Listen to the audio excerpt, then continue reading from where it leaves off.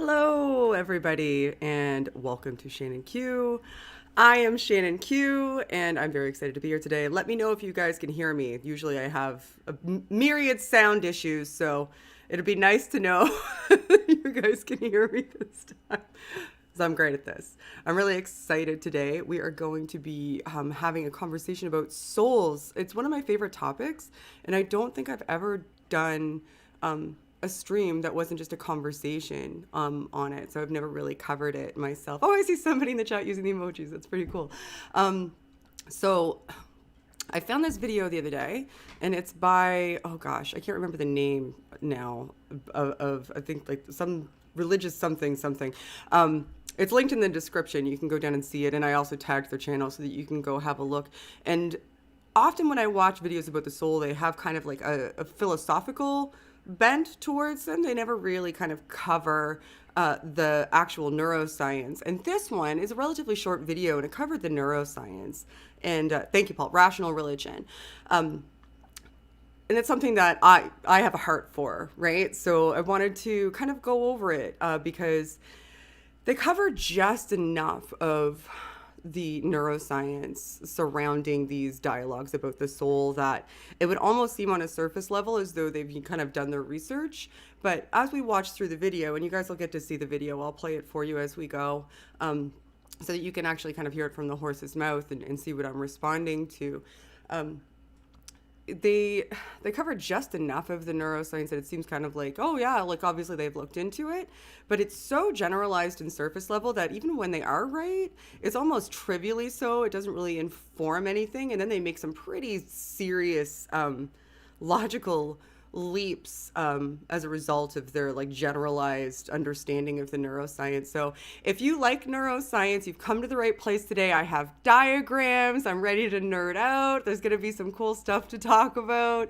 I will take questions toward the end. The video itself is actually relatively short. It's only like a 9-minute video, and I'm only probably going to play about like 6 or 7 minutes of it.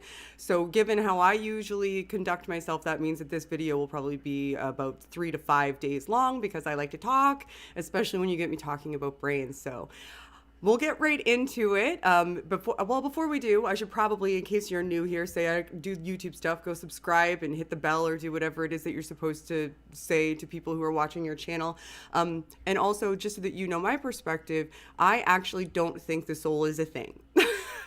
I don't think it's a viable concept.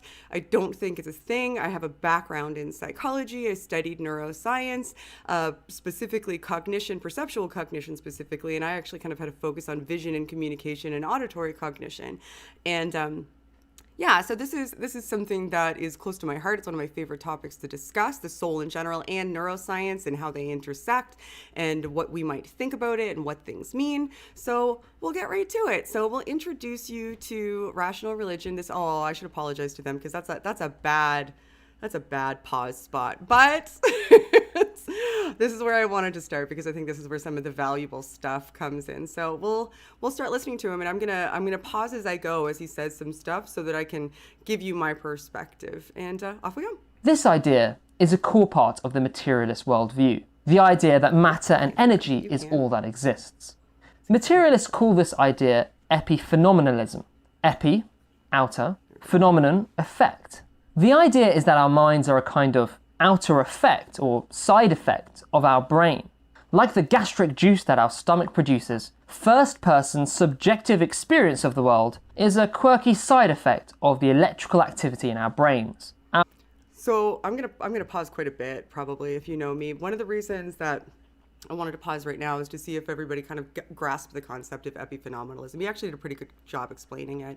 I don't have a lot of philosophical leanings. I love philosophy. I love engaging in conversation about it and learning about it, but it's not my wheelhouse. But essentially what it means is that everything in the way of conscious experience, in the realm of consciousness of who we are, is a product of the physical processes of our brain, the material substances of our brain and how physics acts upon them. So that would kind of be where I lean. But he's going to go on to kind of misrepresent how the fields engage with the concept of epiphenomenalism pretty shortly. So we'll get to it. I'm just really excited. I wish I could fast forward it just to get to my diagrams, but I won't. I'll let you guys listen to what he has to say. Our neurons produce our consciousness. Free will is an illusion.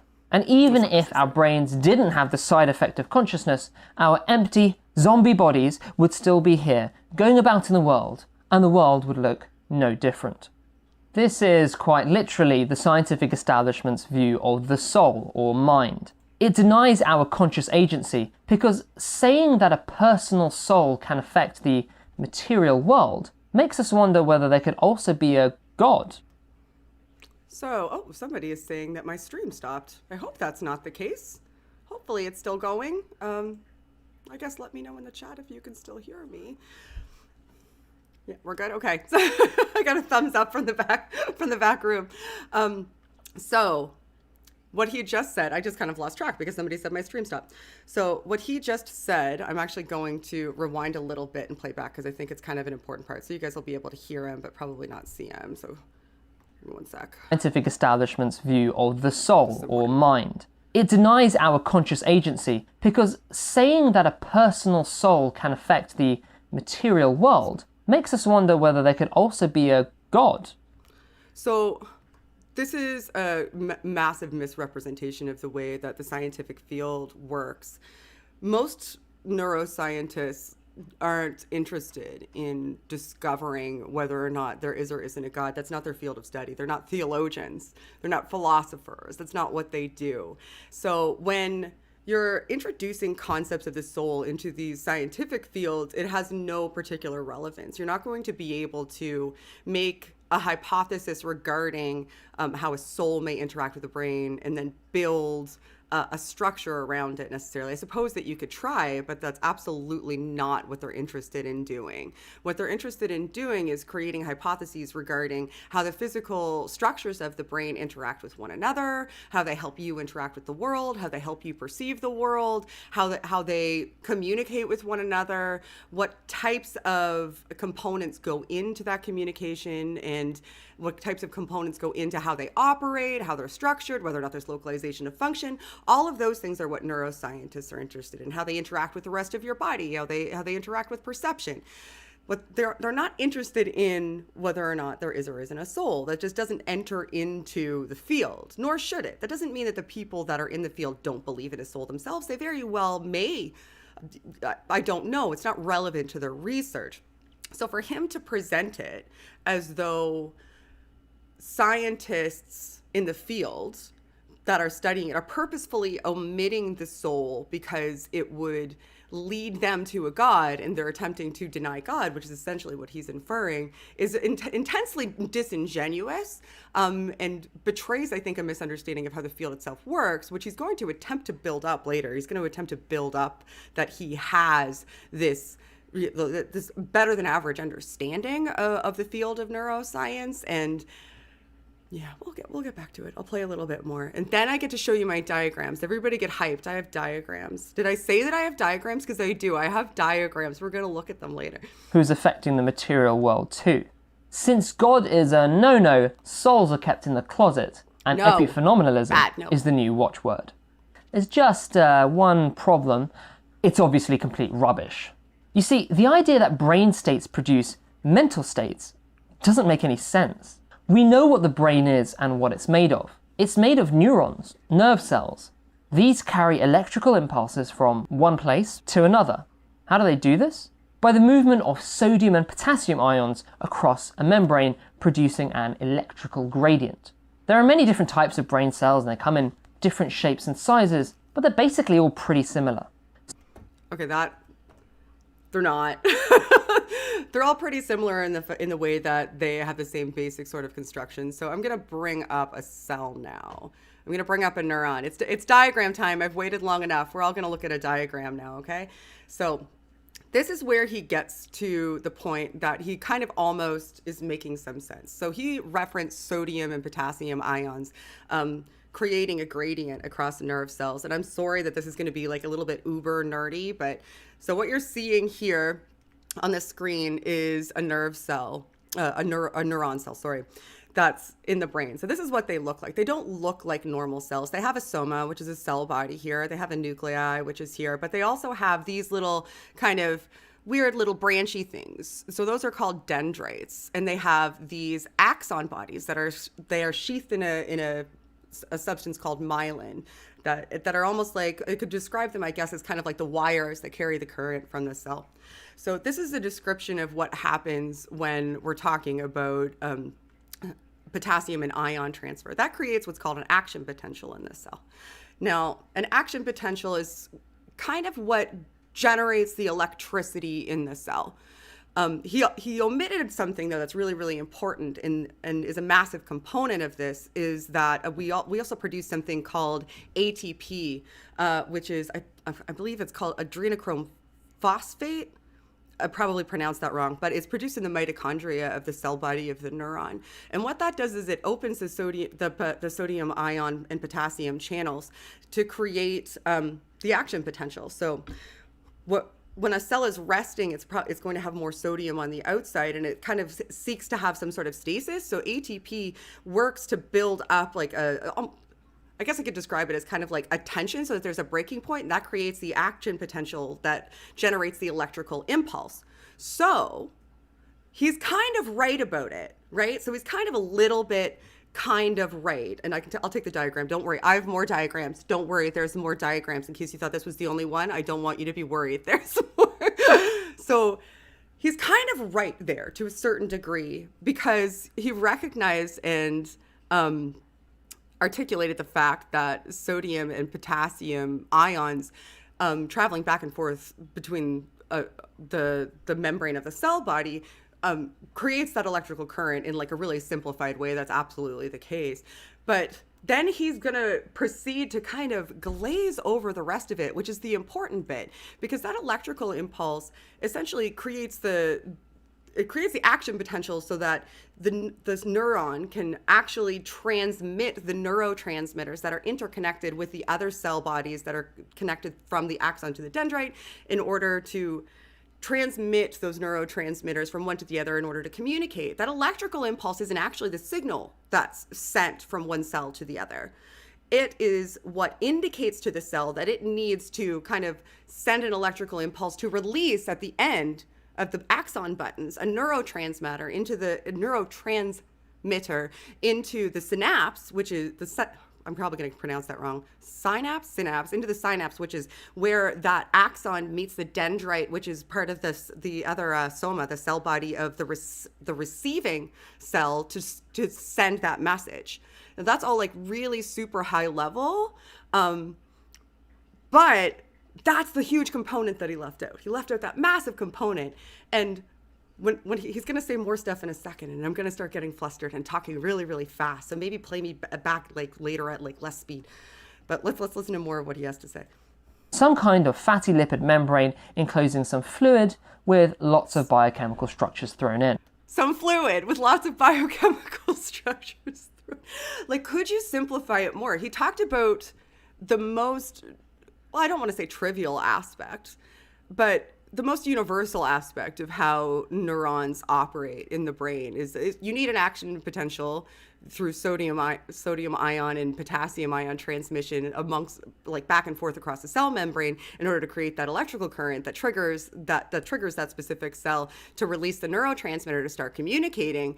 But he glazes over all of that. He doesn't talk about mitochondria at all. He just says, like, oh, there's all of these things inside the cell, and because there's all of these things inside the cell and like liquids, each cell has a specialized function that's part of an area of your brain that also has a specialized function for the most part. So to just glaze over it and say essentially the brain is just neurons and electrical impulses is not only an oversimplification, it's not even functionally useful, and omits all of the important and interesting bits. Chemicals and proteins move about and things happen. Things happen! Can I get my PhD yet? No, Here's the thing. There is an insurmountable gap between electrical impulses going from one nerve cell to another and conscious experience of the world. For instance, take vision. Light hits your retina, which sends signals down your optic nerves. These go down different pathways back to your visual cortex. We know in detail how this happens. But yeah, we do. Let's look at another diagram in a second, guys. So I don't want to glaze past what he said about electrical currents, because I think that this is an important thing, and I want to bring it up now before I forget to bring it up later. And then I promise you that I will show you the Optic Track, because it's super, super cool. Here's one of the problems that I have with the soul. I don't want this to just be about neuroscience. I mean, it would be pretty cool if it was, to be honest with you, but I don't want it to just be about neuroscience. When you look at how finite these structures are, like, or not finite, what's the word I'm looking for here? How intricate these structures are and how they interact. What he's admitting, essentially, by bringing up sodium-potassium channels and action potentials, is that even these small, finite, intricate aspects of our environment and of our internal structures can have this massive impact on how our brain functions, how we perceive things, how we operate, how we interact, how we behave. Everything about us can be influenced by them. Now, let's say, for example, that you're not producing enough ATP. If you don't have enough ATP or it's some sort of mitochondrial problem, for example, that's preventing you from producing this level of ATP, and you no longer have these action potentials building up, or they're not building up enough, and components of your brain kind of atrophy as a result, and most of your energy is going to reserving like the base parts of your brains, like the cerebral structures and the midbrain structures of your brain that keep you alive, then you're cutting off a lot of conscious experience as a result of this sort of like intricate thing. Now, you could say, I suppose, that that just means that your soul only has a certain portion of your brain to interact with. But here's the thing. If your soul is your conscious experience, if it's the aggregate of everything that you have experienced in your life, who you are, your conceptualization of yourself, and how you interact with the world, what you think about things, how you perceive reality, what your worldview is, all of that, everything that constitutes your conception of you.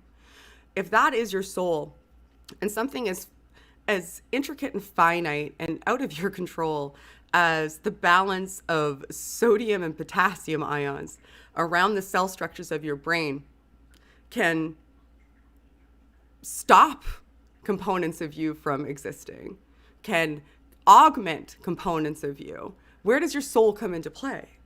So this is why substance dualism doesn't make a great deal of sense to me. Substance dualism is the idea that you have, which is what most of the theists I interact with kind of subscribe to, that there's some sort of substance outside of you that is your soul, that's non-temporal, doesn't exist in time, doesn't exist in space, but somehow manages to interact with your brain to create this you that exists. So it kind of uses your brain as a mechanical processor in order to exist in this particular body, but it exists outside of you. How do you explain all of these intricate interactions that take place, and how, like, can the soul create more sodium ions to increase action potentials? I don't think so. It doesn't seem like it's plausible or possible that could happen, that a soul could physically manifest material elements in your brain or decrease material elements in your brain in order to have an effect on who you are and how you perceive things and how components of your mind interact with one another and how you behave and how you think. It doesn't seem like that's plausible. Whenever somebody's talking about the soul and they posit it as something that makes sense, these are the types of things that I think about, and it just becomes confounding to me, because it seems not only unnecessary but implausible.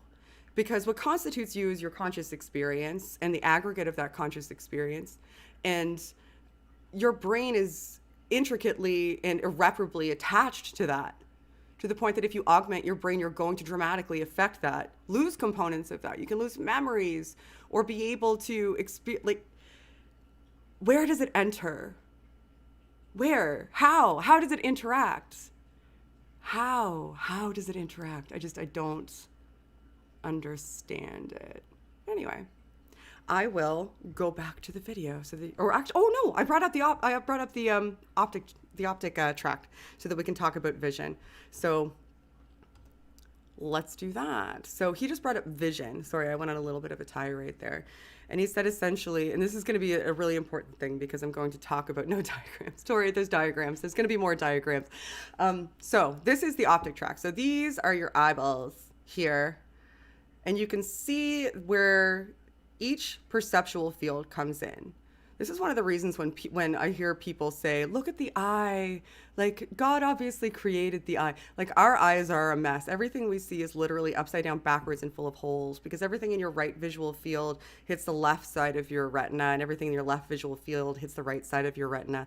So you have a big hole in the back where your blind spot is. That's where your optic nerve exits the brain. Your fovea, which is where you see like color vision, where the most cones are concentrated, is just right next to it and isn't actually anywhere near where the light is concentrated. It's kind of close, but that's the only place you can really see color. And we don't even have as many cones as some other animals, like birds can actually see more color than us. But anyway, I digress. So he's talking about how we know how the pathway works, and we absolutely do, but he skips over some really, really important things here when he's talking about visual processing in the cortices, because he's missing the midbrain structures that are right above the cerebellum. And one of the really important ones that he's missing is called the thalamus. So this is the thalamus here. It's a cross section of it, so you can't really see it well. The thalamus is a component of the brain that actually has multiple parts. So I'll show you where it is. So this is where the thalamus is in the midbrain here.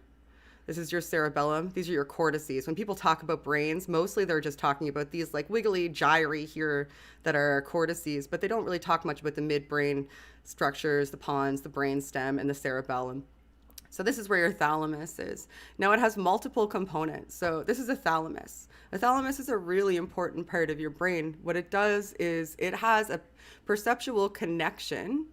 Oh, can you guys not see the diagrams? This is tragic. You should be able to see the diagrams. I just saw somebody say you couldn't see them. Oh no. You're imagining an eye diagram. Oh no. I wonder if maybe I'll have to hit refresh. I'm not sure what's happening. Goodness gracious. I'll hit refresh on this to see if it ups my bit rate. Goodness gracious. Oh, you can see the diagram. Okay, so only some people can't see the diagram. So we're going to look at the thalamus now. So I guess some people can and some people can't see the diagram. That's very, very strange to me. But this is the thalamus here.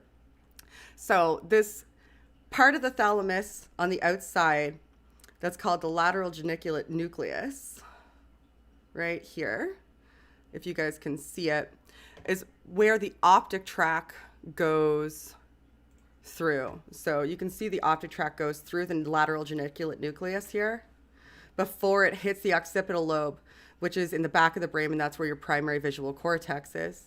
Now, I'm going to talk a little bit more about this later, and there may be another diagram, but they'll just be the same diagram, so don't worry about the diagrams, guys. There will be more diagrams, but probably the same ones. For right now, I'm going to bring back up the video because this is going to be really, really important in some of the discussion that I'm going to have later regarding the brain and consciousness and where some conscious processing we know takes place in the brain. And it relates back really heavily to the thalamus. So when he's talking about visual processing, just keep that in mind as we're going forward, that he said that we know it really well. Obviously, he knows it, right? Because he's going over it right now. So he got his PhD in sodium, potassium, ion channels and action potentials, and he understands that the visual cortices, or the visual optic tract, which is what it's called, that the visual optic tract is well mapped and we understand a lot about it, and it just goes a place and then splits off and goes to the back of the brain. Doesn't mention any of the brain regions or what they do or how they interact with visual cortices. Or not visual cortices. Visual cortices are in the back of your occipital lobe, or how they interact with the optic tract. But they just split off and they go different places. So let's see what else he has to say. There's a big difference between electrical signals moving in your brain and the experience of sight. Why does an impulse going from your eye to the squishy brain cells near the back of your head give you the experience of seeing the face of someone you love, or the sunrise, or the ocean? The same goes for hearing. We know how sound waves hit your eardrum and how these are conducted to your inner ear and onto your auditory cortex. But how does this let you hear the cry of your newborn baby? or hear the sound of music that moves you to tears. Then take thought and reason. We know that they are strongly associated with the frontal cortex. We can see the electrical signals bounce around. But how does this produce imagination, logical deduction? After all, in principle, there is no real difference between your brain cells and a chemical solution from your school chemistry class. Okay, so now we're going to talk about the thalamus again. So the part that he glazed over, the thalamus, the part that I think is super cool, that has multiple components and is a really important midbrain structure that not a lot of people think about, because I think, I could be wrong about this, but many apologists, when they're interacting with concepts regarding the soul, they just think about what we kind of know colloquially or like through a brief Google search about our cortices. So they're thinking primarily about, like, our frontal lobe is where we do some thinking, right? So most people would know that. That's kind of a given if you have some sort of general knowledge about the brain, is that your frontal lobe is where a lot of our actual thinking takes place. But they don't really talk about the other brain structures that are really, really, really, really, really, really, really, really, really, really super important and interact with the rest of the brain. So the thalamus is sitting just above something called the pons, which is at the very top of the brainstem. And the thalamus has multiple components, and it's connected to all of your sensory systems. And I would encourage you guys to look all of this stuff up for yourself. A, it's super cool. And B, I'm talking just off of memory right now as well. So take everything that I'm saying with a grain of salt and go research it for yourself. Advocate for your own understanding, as I always say. But the thalamus is connected to every perceptual processing center that we have, like from a sensory idea, like when you're thinking of the five senses. Except for your olfactory, which is your sense of smell. It doesn't really have a connection to your olfactory centers. But it does have a strong connection to your auditory centers, which are in your temporal lobe, and your visual centers, which are in your occipital lobe. So essentially, whenever we're processing sound or wherever we're processing sight, it's going to have to take a pit stop in the thalamus. Now, the thalamus isn't just where it takes a pit stop. It's essentially like... It's like Grand Central Station. It's where everything comes through, and it connects multiple components of the brain. So it's connected not only directly to things like your optic tract and your auditory centers through the temporal lobe. It's also connected to the frontal lobe, and it sits just above what's called the hippocampus. And the hippocampus is, let's see if I can show you a picture of the hippocampus. Who likes pictures? Everybody likes pictures, right? Oh, I don't think you can really see it on this. I can see if I can try to show you. I didn't get a good picture of the hippocampus, but it'd be like right down around here, and it wraps all the way around it. And that's where our memory processing takes place for the most part. So the thalamus does some cool stuff. One of the coolest things that the thalamus does is it contextualizes perception.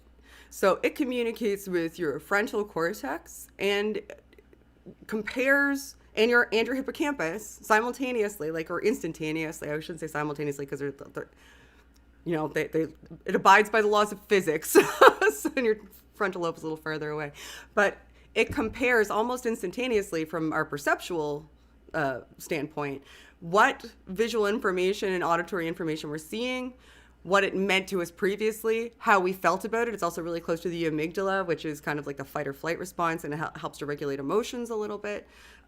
What we felt about it, if it was dangerous, how we interacted with it. Do we have a memory of it? Did we like it? What did we do with it prior? Do we remember doing a thing with it? It does all of that stuff. So it imbues these perceptions with relevant information and gives them the context that we need in order to understand how to interact with or respond to the perceptual information that we're intaking. Not only does it do that, but it contextualizes it so that it's relevant for us. So it puts it in the context of, what does it mean to Shannon? I'm seeing this right now. What does it mean to Shannon that I am seeing this? What is it for me? How do I relate to it? And that's where it becomes an intricate component of consciousness. These are all conscious processes, right? So figuring out what something means to you, how you interacted with it, do you remember it? Is it affiliated with somebody else? Those are all conscious processes. it's not just the way that people portray it, which is we receive information through our sensory organs, like so through like our eyes, our nose, our mouth, our ears, our skin. We receive it through our sensory organs, and the brain just receives it passively. It doesn't, especially with visual processing. Because like I said before, everything that you receive through that optic tract, through like on the back of your retina, you receive upside down, backwards, full of holes and kind of pixelated. You have vitreous and aqueous humor in your eye that has little floaties in it. It doesn't become coalesced into an image that we recognize and understand and assign meaning to until it goes through all of these internal components of your midbrain and then hits your occipital lobe, where that's where it becomes an image. But before it becomes that image, before it coalesces into that image, it needs to interact with other parts of our midbrain structure in order to understand why it's relevant, if we recognize it, what we did with it, if we liked it, if we hated it, if we were scared of it, if it made us feel a certain kind of way, if somebody else we knew had it. All of those things have to happen before that image takes place in our mind as a unified perception.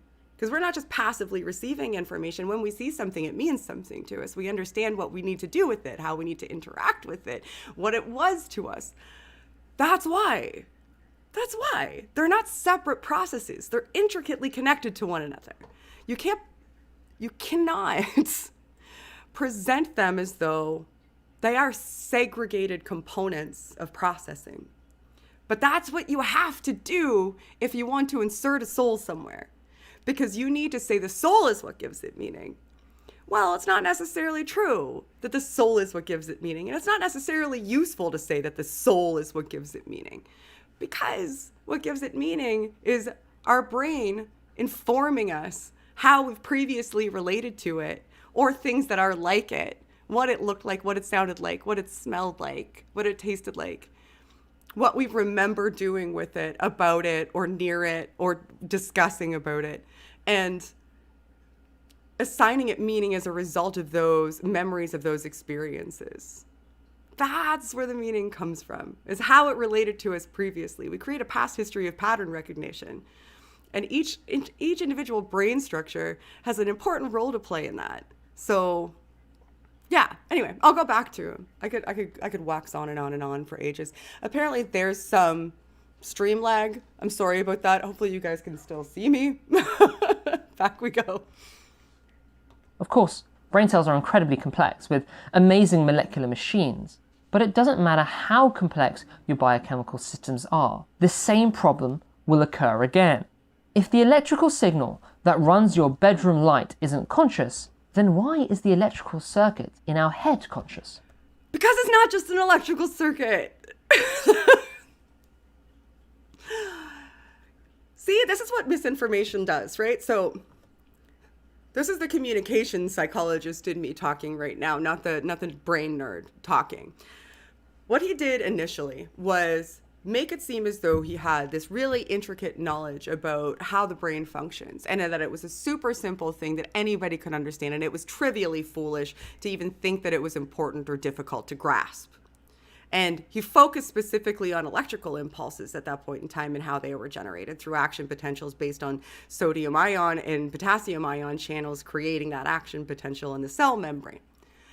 Now he's paying it off. He's paying it off later by making this affiliation, by saying, hey, so remember how I said that the brain is essentially just electrical impulses? Which it isn't. It's bioelectrical impulses. The electrical impulses create the action potential, and it's a biological substrate that it's engaging with. It's not just transmitting electricity from one thing to another thing. It's transmitting information as well through the use of chemical communication. But that's besides the point. Now he's able to simplify it so that he can create this relation. He can say, well, you know that like when you flick a light switch that turns your light on, that's an electrical impulse. Why isn't that conscious? Well, completely omitting all of the other stuff that he glazed over initially, which must have been on purpose, by saying, oh yeah, there's membranes and liquid and other cell bodies and stuff. But what's important to focus on is the electrical impulses.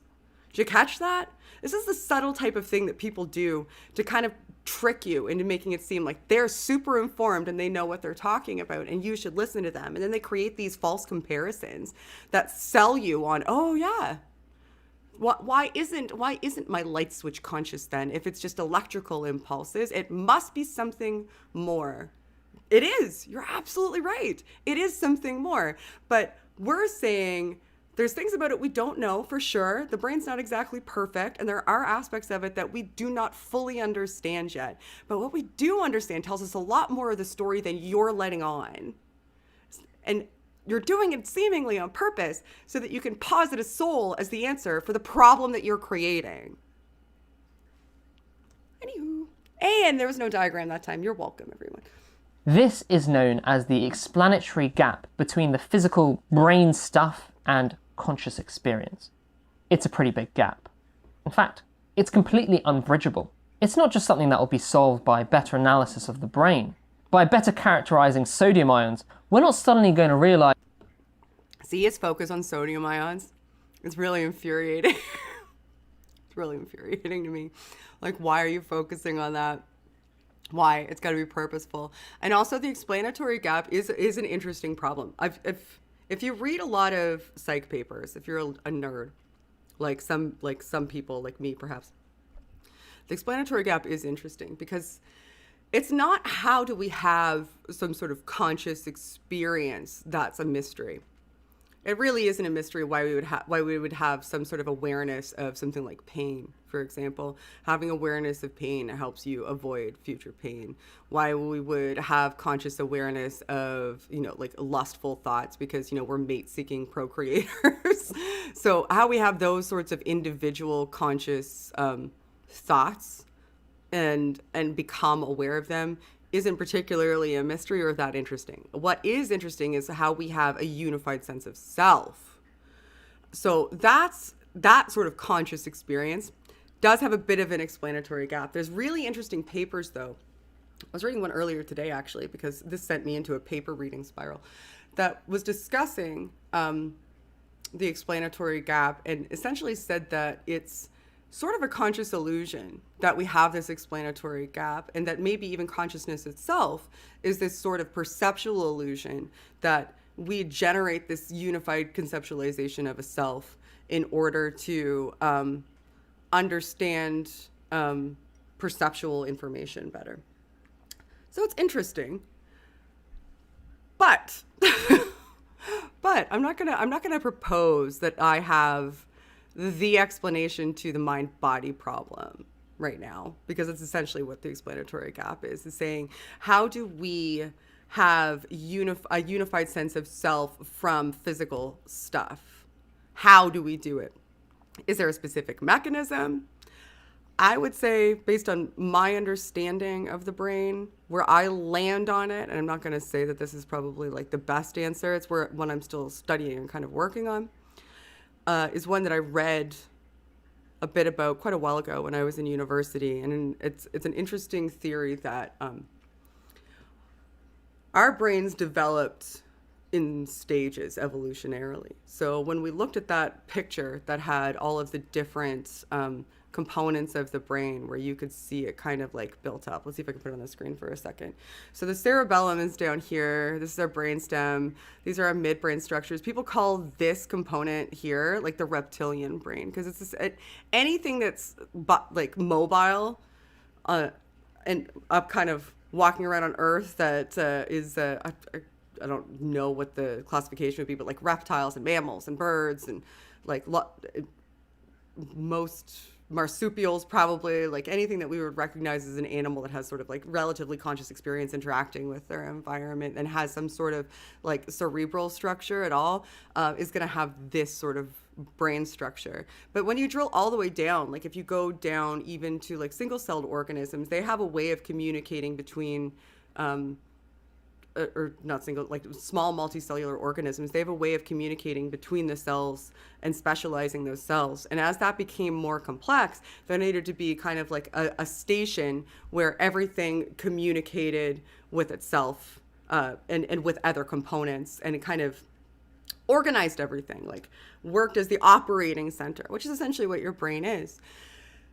It started with base functions, and base functions are what you see down in the reptilian portion of the brain, the cerebellum. And then we started being able to kind of like form memories, and greater perceptual systems started to develop. And that's where a lot of these midbrain structures come in and interact. And then once we started to be able to kind of think about these things, we developed these gyri that you see around here. And as the systems became more complex and needed to interact more, the unification of that created this illusion of self. Because in order to operate a more complex system, you need a more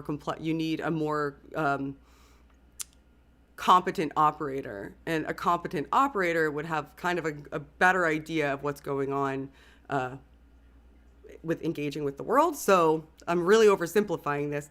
So it became like a unified sense of self, so that all of this perceptual information wasn't just crazy. It coalesced, wasn't just like immediate reflexive reaction. It coalesced into something that was usable long-term for survival strategies. So that's where I think I would land on it. But it's something that I'm still studying, and it's worth studying and looking into. And one of the reasons that I think positing a soul is so silly is because if I just said, well, the reason I think I am me and the reason I have a unified conscious experience of being myself is because I have a soul, I wouldn't be incentivized to go and look into that information and understand it better. We wouldn't, if more people thought like that, we wouldn't be interested in exploring what we do know about the brain and engaging with it. So that's where I land on it. I don't know. What do you guys think? Tell me in the comments down below what you guys think about what he's positing here as the explanatory gap, which is essentially the hard problem of consciousness. All right, we'll go back to him. Oh yeah, and when the sodium ion moves like that, you get first-person experience of conscious reality. Sodium is pretty cool, right? You see, in principle, it is inconceivable how physical states produce mental states. Now that leaves an obvious inference, that physical brain states don't produce mental states, that mental states are produced by something completely different, and that maybe this non-material source of consciousness is something that we'd call the soul. So what is it then? If it has to be, like, let's follow through the logic. Let's see if it falls apart for anybody else like it falls apart for me. And I'll talk about brains a little bit less now. Maybe. We'll see. So he's saying, because we can't currently explain how unified perception and mental states like can arise from our brain into a unified perception of conscious experience. Thus, it's not possible for that to be the case. First off, like, he's just omitting it as a possibility. Therefore, it has to be a soul that is creating this unified perception of ourselves. So now we know a bit more about perception, right? Based on all of the nerd stuff that I just high level glazed over and all of my fancy diagrams. We know a little bit more about perception now. So we know that there's components of our brain that are specialized in helping us relate our perceptions to previous experience and memory and emotion. We know that there's components of our brain that are specialized for thinking. We know how our neurons work a little bit better now, and what neurotransmitters are and how they function and what action potentials are. We know all of those are physical things that happen in the brain that lead to these experiences, and without these physical things happening in the brain, these experiences couldn't happen. We know that for a fact. For a fact. That if those sodium ion channels close, your brain dies, your body dies, that's it, you're done. If we remove components of your brain or create a demyelination event, like in Alzheimer's, for example, you are going to start losing access to memories, and how you relate to things isn't going to be the same anymore. We can augment your prefrontal cortex through a lobotomy, and you're no longer going to be able to, like, blah, blah, blah, blah, blah, blah, blah. We know all of that. Now, what we don't know for certain, absolutely certain, is exactly what constitutes, from a mental, like, material perspective, first-person conscious experience. Sure, fine, whatever, I'll grant that. I don't even care. Because you put the soul in here now, and what?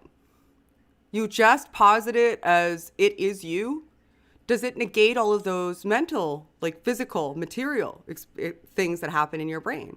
Are any of those necessary then? Why do they exist? Why can they be augmented? What can they affect your soul? Like, is it a two-way street?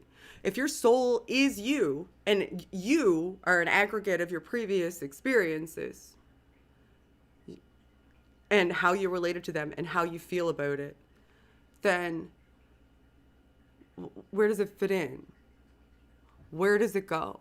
Does your soul talk to your brain? Does it create material changes in your brain in order to guide those experiences? How does it create those material changes in your brain? How does it augment mental states at all? Like, how?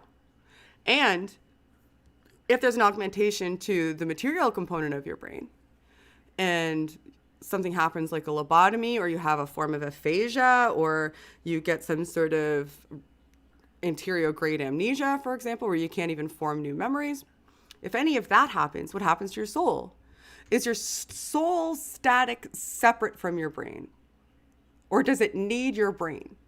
And if it needs your brain, why does it need your brain? And how does it interface with your brain? Like, all of these are still questions that you can't conceivably answer, because I don't think that there are good answers for them.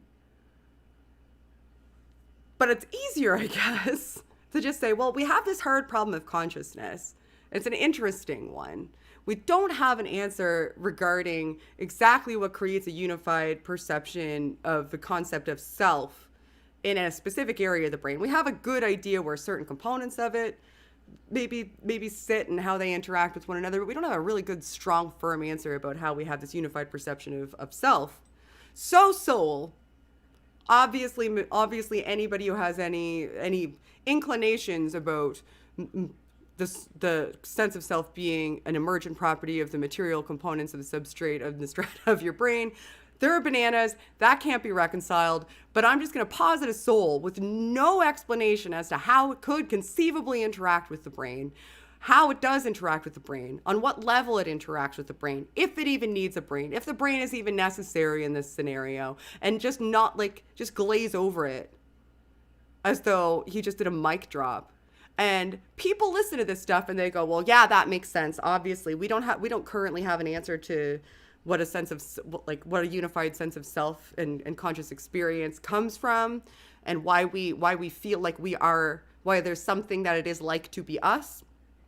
So, no, non-temporal, supernatural thing. That is crazy to me. That's bananas to me. Like, cause why? What evidence is there for that?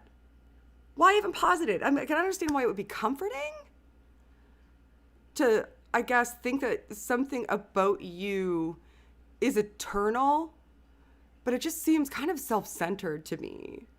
Just say, I am so important that I'm obviously going to exist forever.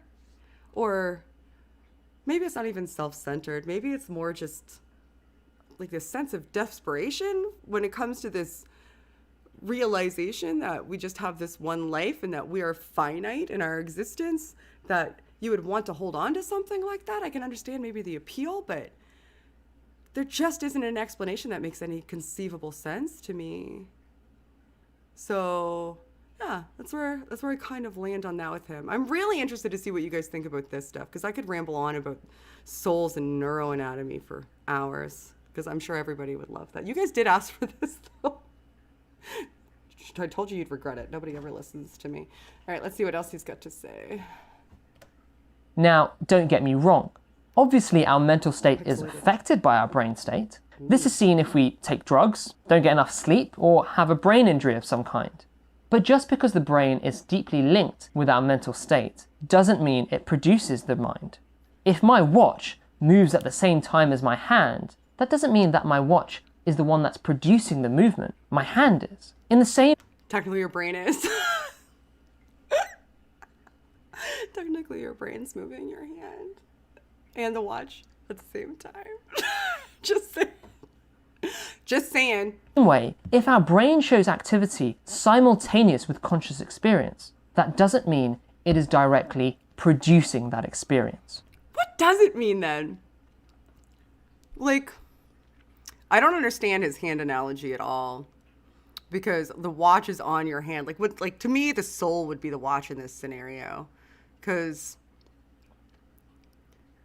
your soul is existing outside of the physical body, and there's no manifest way for it to engage with the brain through any mechanism that I can conceive of. The functions of the brain are so material and physical, right down to the microscopic structures that we understand, that you would have to posit that a soul could somehow affect the physical structure, like by either adding or removing materials or changing the state of materials or the configuration of materials in your brain in order to have any effect on behavioral outcome or perceptual outcome.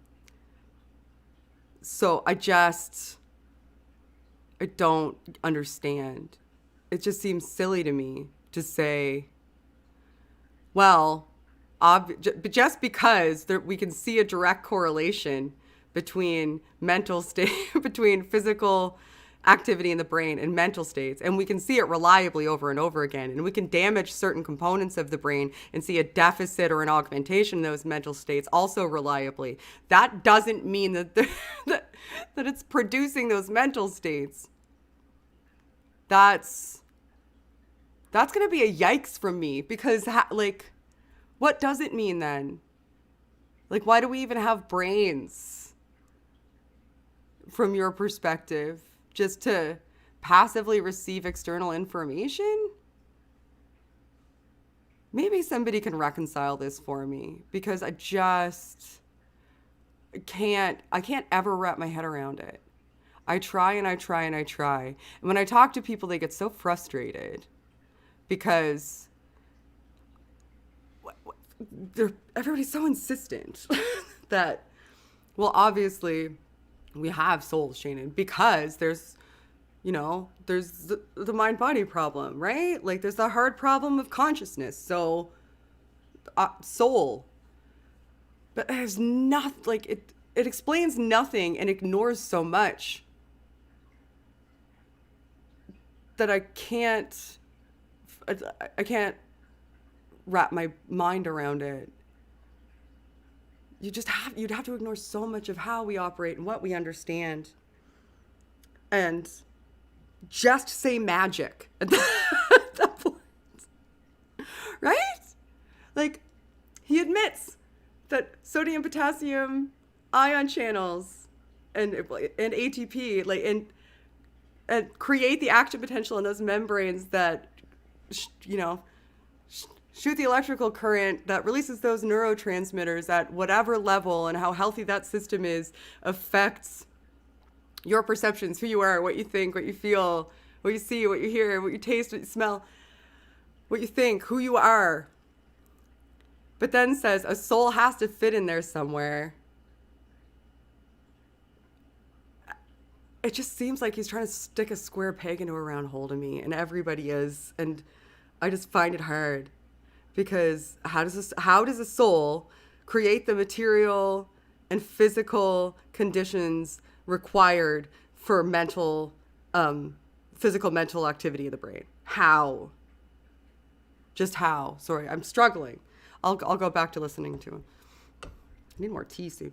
In fact, the same kind of brain injuries that tell us the brain is linked with the mind also tell us that the brain doesn't produce the mind. If conscious experience was produced by certain brain cells, then if we get rid of those brain cells, we should get rid of consciousness, right? Well, we can get rid of brain cells. Okay, I have a problem with this. We're gonna talk. I'm gonna let him finish. But here's the problem. He's saying, if it comes from brain cells, we should be able to get rid of brain cells and get rid of consciousness, right? Well, here's the thing. The brain's filled with brain cells because the whole brain is made of brain cells because it's a brain, and that's why they call it brain cells. So in order to get rid of the brain cells that create conscious experience, theoretically, you would have to get rid of the entire brain, and that sure as hell would get rid of conscious experience. He's assuming that conscious experience is housed in one particular spot in the brain. All right, I'm just accepting the fact that it's mostly going to be me yammering on. So he's assuming the conscious experience is housed in like one area. And if we just removed the conscious experience area of the brain, then we wouldn't have conscious experience anymore, right? Or if we augmented one brain area, then that would completely negate any conscious experience we could conceivably have because we got rid of an area of the brain. Now, that's demonstratively not the way that the brain operates. The brain is incredibly plastic. It's really wonderful, actually, how plastic it can be, which just means that if one area of the brain is damaged, like let's say through stroke, for example, like so you have a stroke in one area of your brain, your neurons are so interconnected that they can do what neuroscientists call, if they fire together, they wire together.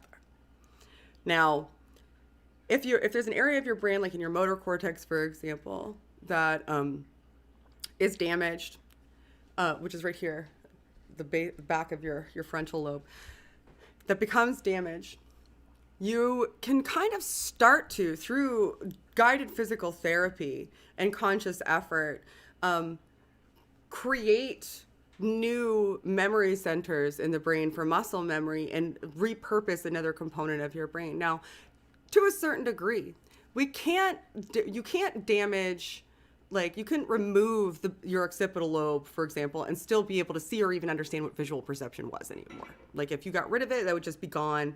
You probably wouldn't survive it. But like, let's just say something happened. They did a really good surgery because somebody had a tumor and they removed most of the occipital lobe. You wouldn't be able to repurpose those components to see. But the gyri at the top of the brain, the part that's the actual cortical structures, some of that, the nearby areas can repurpose themselves if you go through really stringent therapeutic training that's specialized in these types of functions. But he's utilizing the fact that there's brain plasticity, and I see this a lot, and very localized and finite brain plasticity. Like if you've seen somebody with a stroke that's able to retrain, like they still don't have the same ambulatory abilities. They're not as dexterous as they previously were. They don't have the same strength, and a lot of that has to do with if they even get it back at all. These therapies don't work for everybody. But anyway, what he's essentially trying to say is, because the brain has this property where it has a certain degree of plasticity, where we can retrain components of our cortical structures. We can't do this with cerebral structures and midbrain structures, by the way. If those are toast, they're just toast. Only our cortical structures, the top part. That means that something's acting on our brain. Like something outside of our brain is like, oh, you want to move your arm again? I want you to move your arm again too. Let's will you to move your arm again. I'll magically make the brain move your arm again. And he's literally saying magic. But we understand how some of this works though. It's not magic. The brain goes through a series of branching and pruning, especially during adolescence, where they fire together and wire together, and a lot of the neural pathways that we have become incredibly strengthened through use. Now, some of those other pathways kind of get pruned off. That doesn't mean that they don't exist anymore. They don't atrophy into oblivion. They may fire here and there for like some sort of auxiliary use, but they're not frequently used for the path that this path took. So there's this bundle of neurons. This bundle of neurons here didn't end up getting used for much, but it's still next to this bundle. This bundle got strengthened. Then you have a stroke in this bundle. So this bundle's no longer capable of being used. Oh, thanks, Guy. But this bundle here is still available for use. And when we initially fired through the series of branching and pruning that we went through in adolescence, and just existing in our life, this bundle still had some purpose, but wasn't really, really strong. But it's near enough to the other bundle that if we do some serious physical training, then we can kind of get it to repurpose because it's close enough to that area, because there is localization of function. Now, we understand that quite a bit, and we understand that it does take conscious effort to do so, and the conscious effort has to do with strengthening those pathways as well. But to just say that it's, I'll just let him say it. He's just going to say it himself. People have strokes and brain surgery all the time. Pretty much any part of the brain can be taken out, and consciousness will continue. Brain cells can affect conscious experience, but they Also, pretty much any part cannot be taken out, because if you take out your cerebellum, you're done. You're just done. Talk about it so simplistically. Just so simplistically. It blows my mind. It blows my mind. We could just take out any part of your brain and you still have a conscious experience. But here's an important question, Mr. Guy, is if you might still have a conscious experience, but is the perception that you had of you, the conceptualization of you that you had before this massive brain event where you went in and removed pieces of brain to prove that you could still have conscious experience, is that unified perception of you the same, or is it different now? Go look up Phineas Gage, because that is a thing that happens. People have a conceptualization of themselves and it fundamentally changed. Look up corpus callosum severing as well. That's another thing. Like, you can have split brain syndrome where you have a traumatic brain event and now you develop like essentially kind of like two components of your brain, because they can no longer talk to each other, start to develop different personalities. And because function is bilateral, which means that like the right side of your brain operates the left side of your body, left side operates the right side, and linguistics and auditory processing are bilateral because you have a Wernicke and Broca's area on one side and nothing on the other. You can, if you have split brain syndrome, you can get be able to communicate with one side and hear from the other side, but one side can only write and the other side can only talk, and they're completely different and have completely different ideas about things. Like, explain things like that to me. Explain things like that to me. Do not seem to produce it. In fact, research into neuroplasticity often tells us the opposite. After people have strokes or brain injuries, they go into neuro rehab. This is a facility that specifically tries to retrain the remaining brain to take on new functions with effort and practice. And guess what? It works. Patients are able to change the functions of their brain tissue. Yeah, so he's just talking the about brain is malleable, and in many cases, it follows the direction of mental effort. So where does that lead? You notice there was a therapist there helping, right? And lifting the arm. There's a reason that therapists do that arm lifting and stuff like that when it comes to these types of therapies in order to get people to retrain their brain. It's because when your arm moves up and down, you register the sensation of your arm moving up and down, and that sensation registering in a specific component of, or area, I should say, of your cortices causes it to become affiliated with that movement, where previously that movement didn't have an affiliation or was affiliated elsewhere. And if you can build up that area through moving the arm up and down, you can start to get somebody to consciously think about the feeling of moving that arm up and down, and it's going to activate that brain area as well. It's not magic. It's not because your soul said, I just really want this to happen. It takes a concerted effort. It's almost dangerous to think of it like that, because you're essentially saying, like, if you have a stroke or some sort of serious brain damage, you should be able to just kind of think your way out of it. And that's just not the case. It takes concerted effort. There's science behind it. There's a reason we understand how to do these rehabilitation therapies. But I mean, whatever you need to do to posit a soul, I guess, is fine. Sure. Leave us. We know that our common conception of matter cannot explain consciousness. This means that the standard materialist view of nature, as championed by Richard Dawkins, Brian Cox, and Neil deGrasse Tyson, is false. Matter alone cannot explain the consciousness of living beings. This means that there has to be something else that produces consciousness. Why? Did I miss something?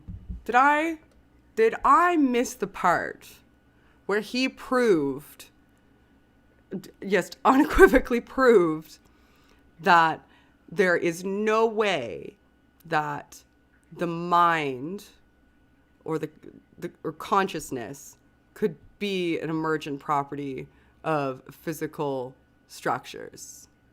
Did I miss it somewhere? Because I didn't hear it, but he keeps saying there's no way. Like, he proved it, because he talked briefly about rehabilitation therapy, which we understand how it works, and sodium ion channels, which I think disprove him, because how does a soul create those action potentials by increasing ions or decreasing ions on either side of a cell membrane? Tell me how that happens. So I must have missed it. Like you get maybe I didn't. Maybe I didn't. I don't know. Maybe he just didn't do it. Maybe I didn't miss it. It just never happened. This is what we would traditionally call the soul, a non-material source of consciousness that is able to influence the world around us. It is obviously linked with the brain, but that doesn't mean it is produced by the brain. It simply means that they both interact to produce your mental state. How do they interact to produce a mental state? If you're positing something as unnecessary as I think this is trivially unnecessary, but I can understand the emotional connection too. And talking about neuroscience and neuroanatomy. And you're saying that it's trivially foolish for physicalists or materialists to think epiphenomenalism makes sense. You're going to need to try and demonstrate that whatever you're positing, that you say interacts with the brain, has some way of, in fact, interacting with the brain, what that would look like, what it does, why and how it does it. Otherwise, it just becomes entirely unnecessary, which I think it was to begin with, and you're just saying magic. You're just saying magic. And it's annoying. But if the source of consciousness isn't the brain and is independent of individual brain cells, then perhaps it can survive the death of the brain. Perhaps this consciousness, this soul, can live on and transcend into some other form of being. Perhaps spiritual experiences can occur when a universal consciousness, God, communicates with our consciousness. And perhaps in the same way we have neuroplasticity, we also have spiritual plasticity. Perhaps the way we act can affect the health of our soul for better or worse. As the Holy Quran says, by the soul and its perfection. Yeah, okay, I'm done with them now. So, yeah, that's it. That's my tirade about the soul. And, you know, in summation, I think it's unnecessary. There's no explanatory power. There's no explanation of interaction. All of the posits are speculative at best. And there's no mechanism for interaction. It ignores most of, if not all of, the intricate and fascinating components of neuroscience, misrepresents what it does attempt to talk about regarding neuroscience, gets it kind of right, but trivially so, and annoys me. So, you guys wanted to hear me talk about brains and souls. I'm sure you've all regretted it. Oh, I see I have a new member. Thanks for being a new member. I will now take questions. I saw that there was super chats, so thank you. I will go and read those super chats. I appreciate you. It's 11:21 p.m. I should sleep. I'll watch the video instead. Oh, thank you. Can I see Small Cat? Oh, Stephanie, I don't know where Small Cat is. I have no idea where Small Cat has run off to. I'm not sure. I'm sorry. Let's see. Andrea Botello. Oh, somebody's brought me a cat. There we go. Oh, she was sleeping. Oh, here's Small Cat. Andrea Botella. So his argument is there is an insurmountable gap between a set of on-off magnetic switches in a hard drive and the photo on your screen. Kind of, yeah. I think he's slightly more nuanced than that. I think what he's saying is that there is an insurmountable gap between it would be like your screen was aware of itself and knew what was on its screen and why it was there and felt a certain kind of way about it. It's like he's saying there's an insurmountable gap between those switches and your computer, and there being something that it's like to be your computer, that your computer experiences for itself, or the screen experiences for itself. So yeah, kind of similar. Tensai. Happy birthday, Shannon. Oh, thank you. My birthday was yesterday? 2 days ago. My birthday was 2 days ago. Wow, I'm losing time. Here's your totally coffee and not intoxicant money. Did you have a good birthday yesterday? I did. My birthday was December 8th. I had a lovely birthday. My boyfriend Paul's visiting from Paulogia. He goes back tomorrow, and we rented a cottage on the ocean because that had a no check-in entry so that we could just like go into the cottage, so it was COVID safe. And so it was lovely. It was really nice. Thank you. Do you think we'll ever be able to upload human consciousness into digital space? And if so, our individual souls fit on a floppy? Thanks, Vibrantly Brantley. I don't think so, because I think what makes us us is a combination of physics, electricity, chemistry, and biology. And I don't think that those are replicable outside of a physical human body. I don't know how you would translate the information of experience that's currently essentially kept on in physical matter. I don't know how you would translate that to electronic signals. So I don't think so. But it's an interesting concept to think of, and it's a fun thought experiment. And Uhan Roderick, drive by super chat, happy Thursday, thank you. Oh, and Brostorm73, thank you for becoming a member. I do have channel memberships now. If you guys would like to be members, you can. You get cool emojis that you can use. In the like, if you go into the emojis, there's one of me wearing like Thug Life glasses, and there's most of them are my cat. One's me with green hair. My hair is now purple. If you would like to support the channel, you can do so through Buy Me a Coffee or PayPal. Oh, I forgot to press the button thing. The thing that just went up in the chat. Yeah, and I have